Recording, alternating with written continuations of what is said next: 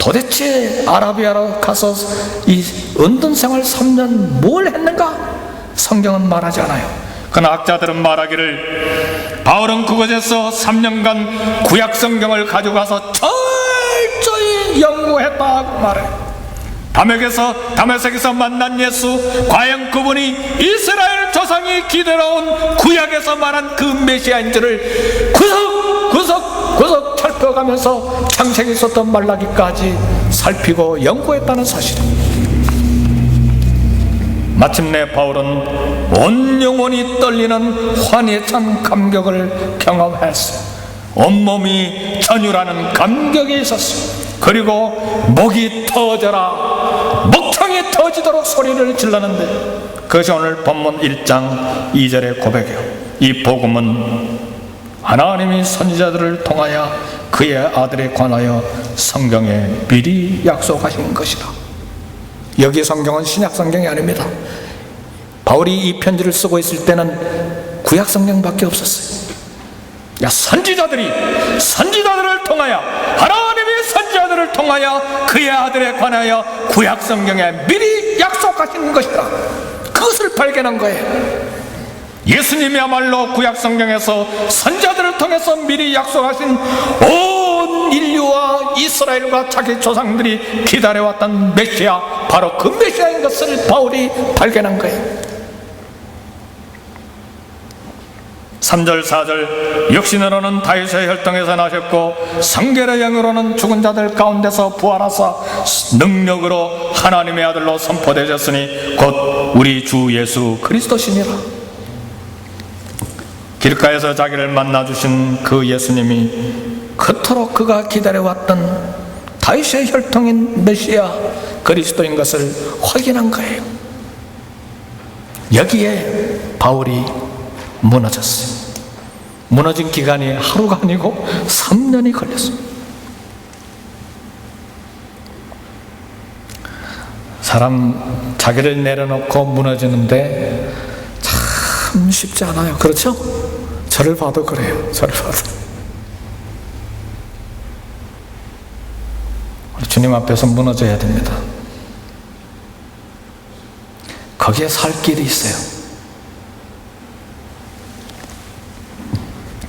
로마 시민권을 가진 바울은 자신을 그리스도의 노예로 선언을 했는데, 바울은 로마의 거주자 중 3분의 2가 노예이기 때문에 노예가 무엇인지를 잘 알고 있었어.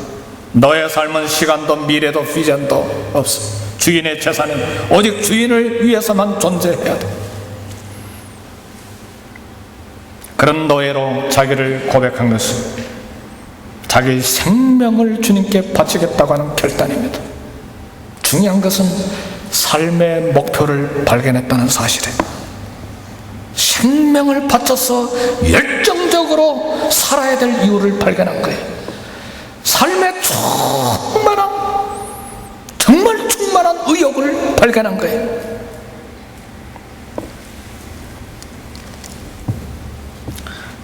바울이 자신을 노예로 고백한 것은 삶의 의욕으로 충만한 자기 포기요, 예수님을 위해서 삶의 목표가 설정된 열정적인 자기 내려놓음입니다. 그래서 그는 고백합니다. 내가 달려갈 길과 주 예수께 받은 사명 곧 하나님의 은혜의 복음을 전하는 일에는 내 생명을 조금 더 귀한 것으로 여기지 아니하노라. 바울은 이처럼 하나님의 부르심을 발견한 뒤 목숨을 다 바치도록 삶에 충만해져서 삶의 의욕이 넘쳐서 충만한 삶을 살았는데, 저와 여러분들은 무엇입니까? 왜 방 안쪽 구석에서 고민하고 앉아서 홀짝홀짝 마시고 그래야 합니까?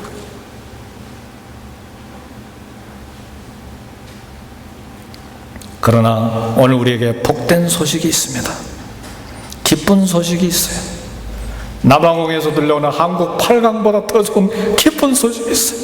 온 인류가 기다려온, 그리고 하늘과 땅을 진동시킬 기쁜 소식이 있는데, 그것이 바로 복음이에요.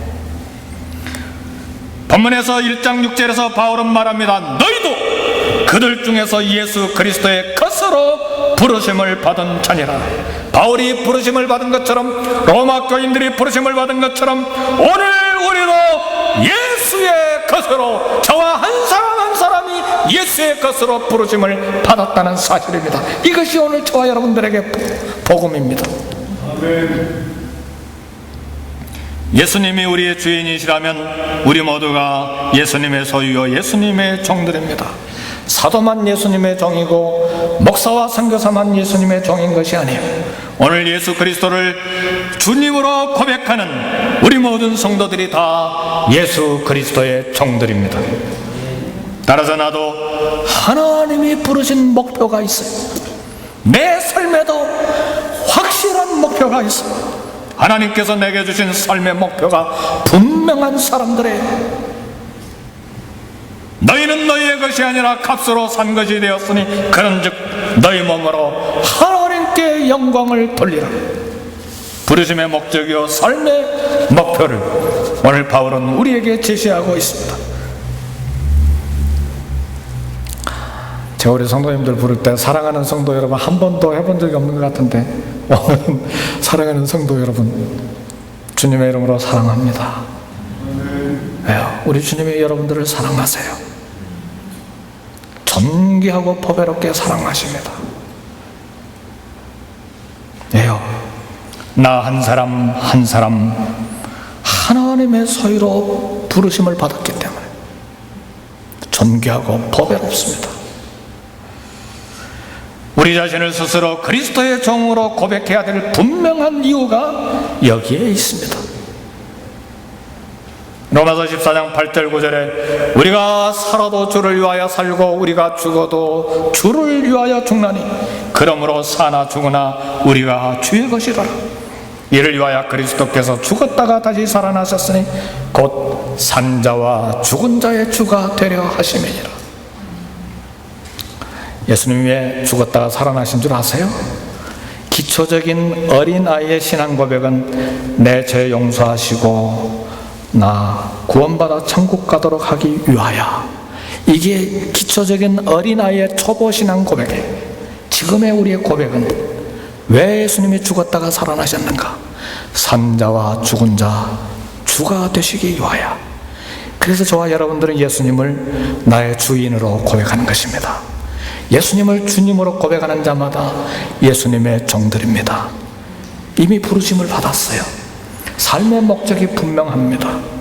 이 목적을 따라서 살아야 될 이유가 우리에게 있는 거예요. 따라서 우리는 오늘 자원하는 종으로 결단해야 합니다. 그저 이 설교를 듣고 오늘 하 목사가 목소리를 높여서 설교했어 지난주보다, 그것으로 끝나면 안 돼요. 결단해야 돼요.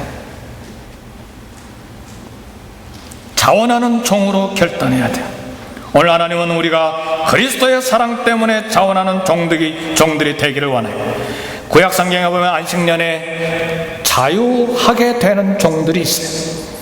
히브리인으로서 유대인으로서 종이 된 사람들은 6년 동안 종이 되었다가 7년째 자유가 됩니다. 근데 그런 종들 중에 주인에게 나가서 주인님, 내가 자유하기를 원치 않습니다. 주님의 사랑 때문에 감격하고 주인의 집에서, 주인님의 집에서 살기를 좋아하기 때문에 내가 자유하기를 포기합니다. 이렇게 선언하는 사람들이 나와요. 그러면 제사장이 이 사람을 데리고 가서 성전 문설주에 가서 송곳을 가지고 귀에 구멍을 빵 뚫습니다. 그럼 이 사람은 영원히 그 집의 종이 되는 거예요. 이게 자원하는 종이에요. 그런데 이런 자원하는 종이 유대 사회 한 마을에서 이제 나타나게 되면 주인도 영광이지만 그 마을에 대축제가 벌어집니다. 정서스러운 일이 생겼기 때문에, 얼마나 이 주인이 종을 사랑했으면 종이 감격해서 평생 노예로 살겠다고 선언하겠느냐 이 말이죠. 성도 여러분, 오늘 저와 여러분들은 종의 귀에 송곳으로 뚫린 구멍보다도 더 분명하고 확실하게 예수의 피의 흔적을 저와 여러분들의 몸에 갖고 있다는 사실을 알아야 돼요. 이제 내가 사는 것은 내가 사는 것이 아니요 내 속에 그리스도가 사시는 것이다. 저와 여러분들 안에 그리스도가 살고 계십니다. 그래서 오늘 우리는 예수님의 사랑에 감격해서 스스로 예수님의 종으로 선언하는 삶을 살아야 합니다. 여기에서 삶을 충만하게 살아야 될 의욕을 발견할 수가 있어요.